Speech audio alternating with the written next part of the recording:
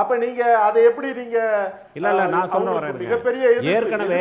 ஏற்கனவே ஆனா தோழர் கொஞ்சம் அமைதியா இருங்க, கொஞ்சம் அமைதியா இருங்க. வெளியிட முடிஞ்சிருக்கு. அது எப்படி நீங்க இருங்க, இது விஜயே இவ்வளவுலாம் ஆவேசப்படல. நம்ம ஏன் நீங்க ஆவேசப்பட்டுக்கிட்டு?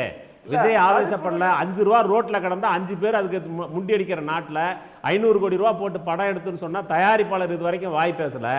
என்னை பொறுத்த வரைக்கும் விஜய் அவர் கரெக்டாக அவருடைய லைனில் தான் நிற்கிறாரு. ஏன்னா நீங்கள் கரூரில் 41 பேர் இறந்த பின்னாடி அவர் உடனே எந்த கருத்தும் சொல்லலை. அதுக்கு ஒரு குறிப்பிட்ட காலம் எடுத்துக்கிட்டு ரொம்ப ஆசுவாசப்படுத்திக்கிட்டு வெகுமக்கள் இதை எப்படி எடுத்துக்குவாங்கன்ற ஒத்திகெல்லாம் பார்த்துட்டு பேசின மாதிரி அந்த பழக்கத்தில் இன்னைக்கு தனக்கு நேர்ந்த விஷயத்திற்கும் கூட இன்னும் ஒரு 10 நாளோ 15 நாளோ ஓய்வு எடுத்துட்டு அவர் பேசக்கூடும்.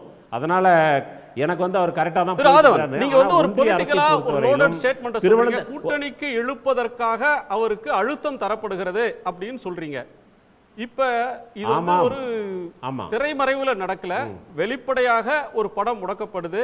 ஹைகோர்ட் உத்தரவு கொடுத்தும் ஒரு வேக வேகமா போய் அவங்களுக்கு இருக்கிற அத்தனை பலத்தையும் சட்ட பலத்தையும் பயன்படுத்தி ஸ்டே வாங்குறாங்க. இது உலகம் பார்த்துக்கிட்டு இருக்கு.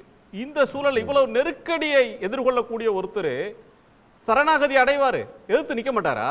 அப்படி அவர் சரணாகதி அடைஞ்சா அம்பலம் ஆயிட மாட்டாரா?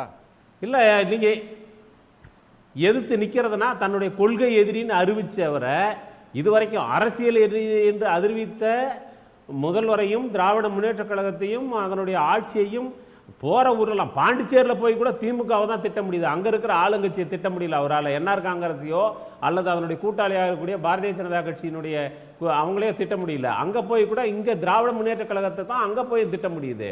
அப்போ அவர் கொள்கை எதிரி என்று அறிவித்திருக்கிற ஒரு கட்சி, அதனுடைய கட்டுப்பாட்டில் இருக்கக்கூடிய ஒரு தணிக்கை வாரியம் தன்னுடைய படத்தை முடக்கியிருக்கிற போது குறைந்தபட்சம் ஒரு சுயமரியாதை, ஒரு புழு மீதுக்கு ஒரு கல்லு பட்டா கூட அது துடிக்குது. இவ்வளோ பெரிய அநீதி அவருக்கு நடந்திருக்குது. எந்த வாய் திறந்து எதுவுமே பேச மாட்டாருன்னா இது என்ன? அப்போ அவர் ஏதோ ஒரு முடிவு எடுத்திருக்கிறாரு. அவர் தான் முடிவெடுத்தா அப்புறம் அவர் பேச்சு அவரே கேட்க மாட்டாருல்ல. அதனால அமைதியாக இருக்கிறாருன்னு தான் நம்ம புரிஞ்சுக்க வேண்டி இருக்குது.